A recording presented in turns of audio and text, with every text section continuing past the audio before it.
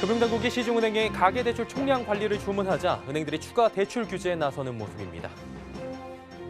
11월부터 강한 상승 랠리를 이어가던 국내 주식시장 전일 급락분을 딛고 하루 만에 반등에 성공했습니다. 변창흠 국토부 장관 내정자가 서울 주택 공급을 위해 도심 내 역세권을 고밀 개발하는 방안을 찾고 있는 것으로 알려집니다. 금융위원회가 40년 이상 초장기 모기지를 시범 공급하는 방안을 검토하겠다고 밝혔습니다. 센 경제라이브 시작합니다.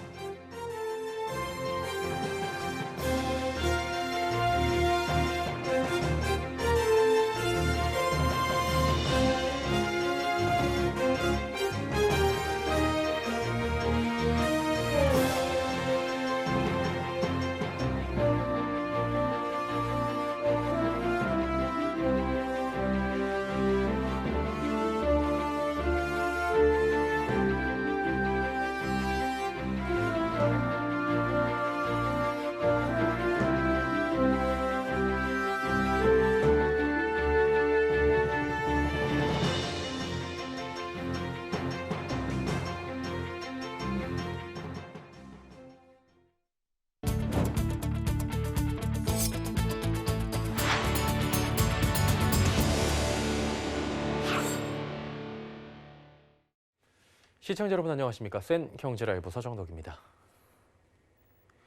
연말을 앞두고 금융당국이 시중은행에 다시 강하게 가계대출 총량 관리를 주문했습니다. 은행들은 가계대출 추가 규제를 서두르는 모습인데요. 양한나 기자가 전해드립니다. 금융권에 따르면 KB국민은행은 연말까지 대출 상담사를 통한 주택담보 전세대출 모집을 전면 중단하기로 했습니다. 우리은행은 비대면 신용대출 간판 상품 우리원하는 직장인 대출 판매를 오는 11일 종료하기로 했습니다. 농협은행도 이달부터 비대면 신용대출 상품인 오런 직장인 대출 한도를 1억 5천만 원에서 1억 원으로 줄이고 우대금리를 없앴습니다. 금융당국의 가계대출 경고와 압박이 계속되자 은행권이 가계대출 추가 규제에 나서고 있는 모습입니다. 금융감독원은 지난 4일 부원장보 주재로 시중은행 가계대출 담당 임원들을 모아 가계대출 관리 동향 및 점검 화상회의를 진행했습니다. 이 자리에서 금감원은 10월과 달리 11월 가계대출 관리가 잘 되지 않은 것 같다며 9월 제출한 연내 가계대출 총량 관리 목표를 반드시 지켜달라고 경고한 것으로 알려졌습니다. 실제 규제 시행에 앞서 미리 대출을 받아놓으려는 수요가 몰리면서 지난달 은행 가계대출은 신용대출을 중심으로 역대 최대 폭으로 증가했습니다. 당국이 지난달 13일 연봉 8천만 원 이상 고소득자의 1억 원 넘는 신용대출에 대한 규제를 예고하며 신용대출 등 기타 대출은 전월 대비 7조 4천억 원 늘어나며 사상 최대 증가액을 기록했습니다. 주택담보대출 증가세도 6조 2천억 원, 9월과 10월에 이어 높은 증가세를 지속하고 있습니다. 서울경제TV 양은아입니다. 지난 11월부터 강한 상승 랠리를 이어가던 국내 주식시장이 전일 급락분을 딛고 하루 만에 반등에 성공했습니다. 오늘 코스피와 코스닥 지수는 각각 2.02%, 0.77% 상승하며 2,755.47포인트, 913.81포인트의 장을 마감했습니다. 코스피는 사상 최고치를 또다시 경신한 겁니다. 투자자들은 내일 주식시장의 방향성에 주목합니다. 내일은 올해 마지막 내마녀의 날입니다. 내마녀의 날이란 주가지수 선물과 옵션, 종목 선물과 옵션 등 4가지 파생 상품의 만기일이 겹치는 날로 우리나라는 매년 3, 6, 9, 12월의 두 번째 목요일이 이에 해당합니다. 이날은 정리 매물이 쏟아져 나와 증시 변동성이 평소보다 커지며 주가가 요동치기도 합니다. 이에 증권 전문가들은 내년까지의 상승 추세는 유효할 수 있는데 경계감을 높일 수 있는 이벤트라며 증시 관망 흐름을 예상했습니다. 변창흠 국토교통부 장관 내정자가 서울 도심 내 주택 공급을 확대할 계획인 것으로 알려집니다. 도심 역세권을 중심으로 개발할 가능성이 커 보입니다. 윤다희 기자입니다. 변창흠 국토부 장관 내정자가 최근 국토교통부에 서울 도심 주택 공급을 늘리는 방안을 마련하라고 주문했습니다. 국토부는 모든 가능성을 열어두고 서울 주택 공급 확대 방안을 검토 중인 것으로 전해졌습니다. 공급 대책으로는 역세권 고밀 개발이 유력합니다. 도심 역세권에 대해서 파격적인 용적률 인센티브를 줘 주택 공급을 대폭 확대하고 이를 통해 젊은 층을 위한 임대주택 공급도 늘릴 수 있기 때문입니다. 변 내정자는 기자간담회 등을 통해 서울 시내 역세권 고밀 개발의 필요성을 강조한 바 있습니다. 공동체를 중심으로 주거환경을 개선하는 도시재생을 선호하고 개발 사업으로 인한 초과이익은 공공이 환수해야 한다는 철학을 갖고 있어 눈에 띄는 규제 완화 카드는 나오기 어렵다는 관측이 많습니다. 일각에선 서울 시내 주요 도로나 철도를 지하화하고 그 위에 주택을 올리는 방안도 거론됩니다. 국토부는 과거 2, 3년 전 입체도로를 활용한 주택 공급 확대 방안을 검토하다 중단한 바 있습니다. 국민에게 서울 주택 공급이 확대될 수 있다는 충분한 시그널을 줘야 한다는 게 변 내정자의 소신인 만큼 파격적인 주택 공급 방안이 나올 수도 있다는 기대감이 높아지고 있습니다. 서울경제TV 윤다희입니다. 금융당국이 40년 이상 초장기 모기지 단계적 도입 방안 검토에 나섰습니다. 금융위는 오늘 40년 이상 초장기 모기지도 서민주거 안정 차원에서 시장 상황을 봐가며 시범 공급하는 등 단계적 도입 방안을 적극 검토하겠다고 밝혔습니다. 기존 모기지 대출 만기는 최장 30년에서 35년 수준입니다. 주택담보대출 만기가 길어지게 되면 월 상환액 부담이 줄어드는 효과가 기대됩니다. 10월 기준 서울에서는 빌라의 전월세 수요가 줄어들고 매매 수요는 늘어난 것으로 나타났습니다. 전세난에 지친 세입자들이 아파트 대신 상대적으로 저렴한 빌라를 산 걸까요? 지혜진 기자가 전해드립니다. 서울 다세대 연립주택 등 빌라의 전월세 거래와 매매 거래를 비교한 표입니다. 지난 10월 들어 전월세 수요는 감소하고 매매 거래는 늘어난 모습입니다. 부동산 정보업체 다방 조사에 따르면 지난 10월 단독 다세대 연립주택의 전월세 거래량이 전달보다 8.4% 줄어들었습니다. 반면 매매 거래는 10%가량 늘었습니다. 특히 원룸과 투, 쓰리룸의 수요가 늘어난 모습입니다. 전용 면적 85에서 100제곱미터 사이의 투룸, 쓰리룸 가격이 가장 크게 올랐기 때문입니다. 해당 면적의 매매값은 전달인 9월보다 8,300만 원가량 올라 평균 6억 4,016만 원에 거래됐습니다. 다방 관계자는 빌라를 임대하려던 사람이 전세난과 패닉바잉 등을 겪으면서 아파트보다 저렴하고 규제에서 자유로운 빌라로 수요가 돌아선 것이라고 분석했습니다. 실수요가 아닌 투자 수요일 가능성도 있습니다. 신축보다도 1981년에서 2000년 사이 지어진 지 20년에서 40년 된 노후 빌라가 많이 거래됐기 때문입니다. 또 거래가 많이 이뤄진 지역은 양천구, 영등포구 등 외곽 지역이나 재개발 이슈가 있는 지역이라는 특징이 있습니다. 양천구는 신월 7동의 1구역과 2구역이 공공재개발 공모에 신청했고 영등포구는 쪽방촌과 영진시장 정비사업 이슈가 있습니다. 서울경제TV 지혜진입니다. 중소벤처기업부는 코로나19 영향으로 어려움을 겪는 소상공인을 위해 오늘부터 긴급대출 지원에 나섭니다. 대출 접수는 소상공인시장진흥공단 홈페이지를 통해 온라인 신청이 가능하고 3천억 원 규모의 예산이 소진될 때까지 실시되게 됩니다. 지원 대상은 세금 체납과 연체 없는 사업자고 도박과 향락 관련이거나 사행성 투기 조장 업종은 제외됩니다. 대출 한도는 최대 2천만 원이고 연 2% 고정금리에 대출 기간은 5년입니다. 사회적 거리두기 격상에 따른 집합금지 및 영업 제한으로 어려움을 겪는 중점관리시설 등의 소상공인은 지역신용보증재단 보증서를 활용해 최대 1,000만 원을 추가로 대출받을 수 있게 됩니다.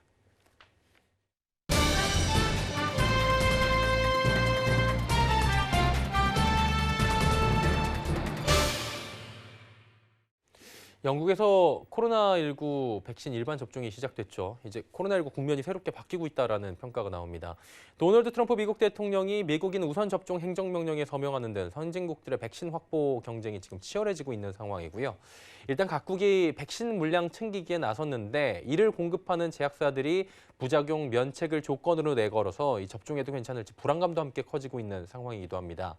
급하게 만든 백신의 안전성 문제, 또 우리의 백신 주권을 어떻게 확보해야 할지 이재현 성균관대 약학대 교수와 함께 이야기 나눠보도록 하겠습니다. 교수님 나와 계십니까? 예, 안녕하십니까. 예, 성균관대학교 이재현 교수님. 예, 반갑습니다. 교수님 오늘 좋은 말씀 부탁드리고요. 바로 이제 본론 들어가서 여쭤볼게요. 우리 정부가 해외 백신 도입 계획을 어제 발표를 했어요. 속도전을 펼쳐 만든 이게 백신인 만큼 안전성에 대한 의문은 여전히 좀 남아있는 상황인데 일단 뭐 그럼에도 불구하고 영국 등에서는 90세 어르신께서 백신에 맞기도 하고 일반 접종 시작했는데 안전성 문제부터 여쭤볼게요. 어떻게 보고 계세요? 예, 뭐 알고들 계시겠습니다만 예. 약은 뭐 안전하고 유효해야 되겠죠. 하지만 이 약의 안전성이나 유효성은 칼의 양면과 같아서요. 상대적으로 비교했을 때 우리가 어느 정도 안전하고 어느 정도 유효하냐 하는 거를 평가를 해야 될 거라고 봅니다. 물론 이제 백신은 다른 약보다 더 안전을 요구하긴 하겠습니다만 어차피 약이라고 하는 것이 완벽한 안전성이라는 건 보장할 수 없는 것이고요. 따라서 백신을 계속 접종한 이후에도 혹시 우리가 알 수 없는 이상 반응이나 이런 것들이 있는지를 지속적으로 확인하면서 추적 조사하는 것이 더 중요하지 않을까 이런 생각이 듭니다. 일단은 안전성 그리고 유효성에 대한 이야기를 해주셨고요. 계속 이제 확인을 해 나가는 방법이 중요할 것 같고요. 당장 우리가 해외 백신 도입을 할 거잖아요. 이에 앞서서 해야 될 과제가 있다고 보십니까?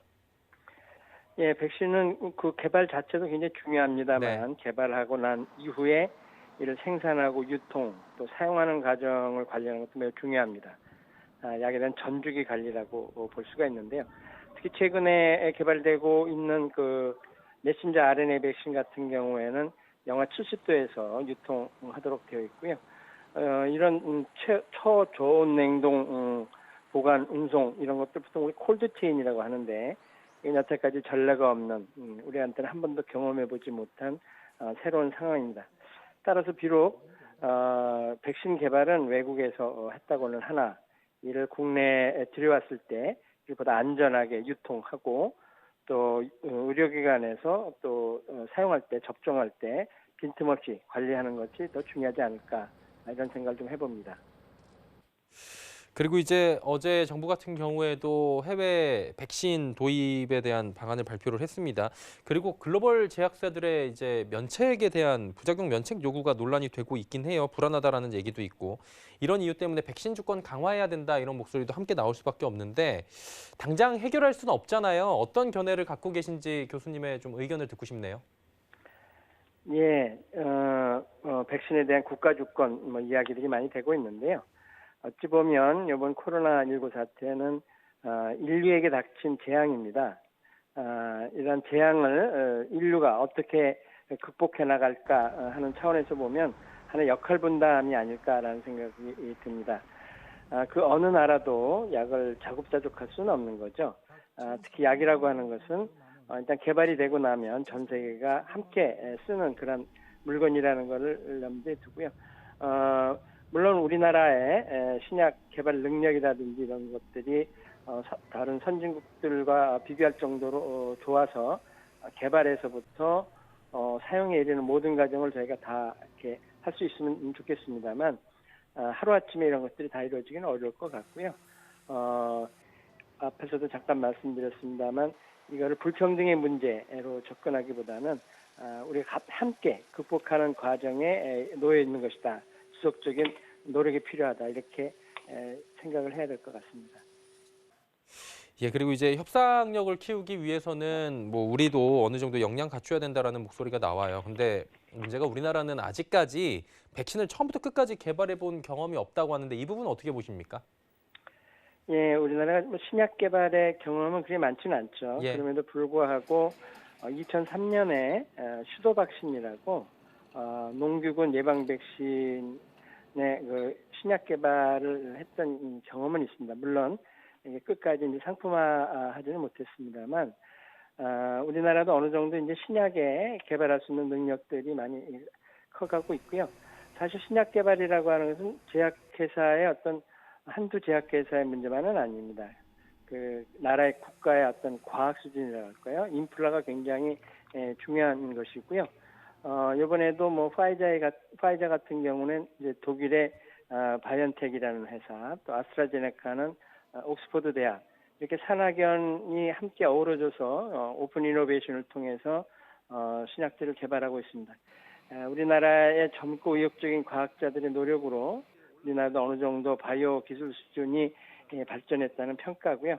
또 우리가 신약 개발에는 아직 미치지 못했지만 저희가 또 잘하는 분야들이 있습니다.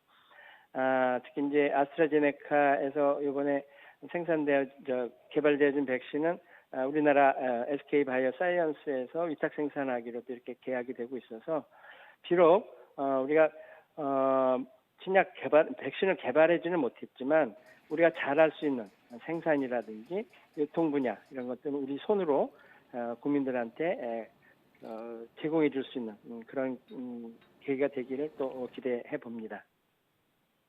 예, 코로나19 백신의 안정성 문제 그리고 백신 주권 관련된 이야기도 오늘 자세히 들어봤고요. 이재현 성균관대 약학대 교수와 이야기 나눠봤습니다. 교수님 오늘 말씀 감사합니다. 예, 고맙습니다.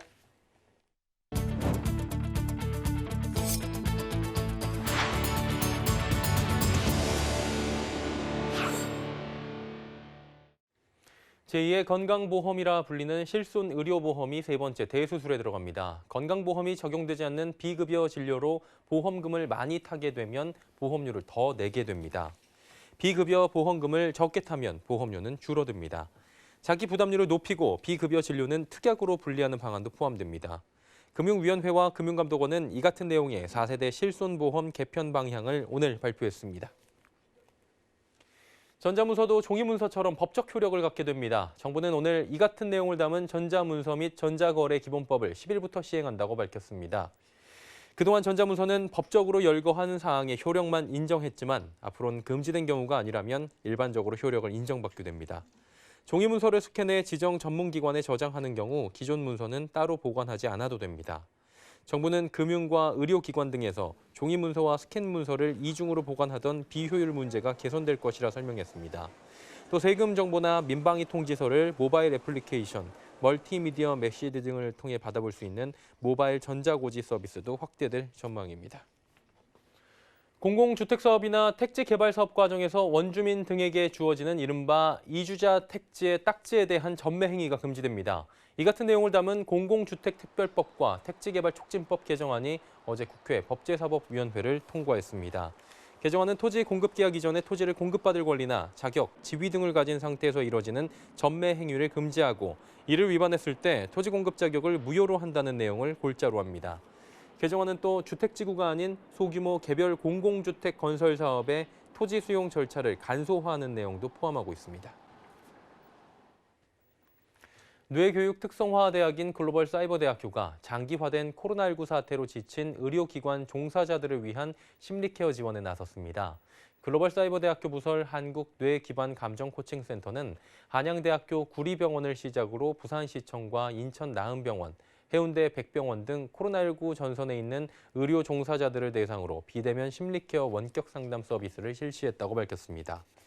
이 서비스는 맥파 검사와 신체 유연도 검사, 심리 검사를 통한 스트레스 점검과 마음 관리에 대한 원격 상담 서비스로 직무 스트레스 고위험군의 조기 대응을 위해 진행됐습니다. 하나현 센터장은 뇌교육 특성화 대학으로서 통합적 접근의 원격 상담 케어를 통해 사람들이 연결되고 치유될 수 있는 교두보 역할을 하고자 한다고 밝혔습니다. 내년 1월 1일부터 300인 미만 사업장도 주 52시간 근로제가 본격 도입되는데요. 중소기업계가 주 52시간 근로제 시행과 중대재해기업처벌법의 입법 등에 대해 정부가 코로나19라는 특수 상황을 감안한 정책과 또 대안을 내달라고 입을 모았습니다. 서청석 기자입니다. 중소기업중앙회와 16개 기업단체는 오늘 여의도 중소기업중앙회에서 기자회견을 열고 중소기업과 관련된 주요 현안에 대한 입장을 밝히고 중소기업계의 어려움을 호소했습니다. 중소기업계가 어려움을 호소한 현안은 중대재해처벌법 제정, 주 52시간 근로제 계도기간 종료, 코로나19로 인한 중소기업 신용등급 하향 등 3가지입니다. 중소기업협의회를 이끌고 있는 김기문 중소기업중앙회 회장은 중대재해처벌법과 관련해 근로자의 안전을 위한다는 법의 취지는 이해하지만 현장의 경영과 동떨어진 법이며 너무 과도해 경영에 부담이 크다고 설명했습니다. 이미 금년 1월부터 시행하는 산업안전보건법상에도 대표를 7년 이하 징역형에 처할 수 있고 이번에 세 분 의원이 입법한 내용을 보면 2년, 3년, 5년 이상의 징역형에 처하도록 하고 있는데 중대재해처벌법은 현장사고 책임자는 물론 법인과 대표까지 3중으로 처벌하고 미국, 일본 등 6개월 이하 징역형에 처하는 사례와 비교해도 과도하다는 설명입니다. 주 52시간 근로제 계도기간 연장이 필요하다는 입장도 밝혔습니다. 코로나19라는 특수한 상황으로 인해 중소기업 39%가 주 52시간제 도입을 준비하지 못했고 주 52시간 초과근로업체와 뿌리산업은 약 84%가 준비되지 못해 코로나19와 인력난, 이중고를 겪게 될 것이라고 설명했습니다. 이에 따라 조선과 건설업, 뿌리산업 등 일부 산업만이라도 52시간제 계도기간을 연장하고 탄력근로 6개월 확대와 선택근로제 3개월 확대 등과 같은 추가 입법의 필요성을 강조했습니다. 이외에도 코로나19로 매출 피해를 입은 중소기업을 위한 신용평가 등급 기준을 마련해 당장 다가올 내년 중소기업의 유동성을 지켜줄 수 있는 방안을 마련해달라고 요청했습니다. 서울경제TV 서청석입니다. 센 경제 라이브 마칩니다. 함께해 주신 여러분 고맙습니다.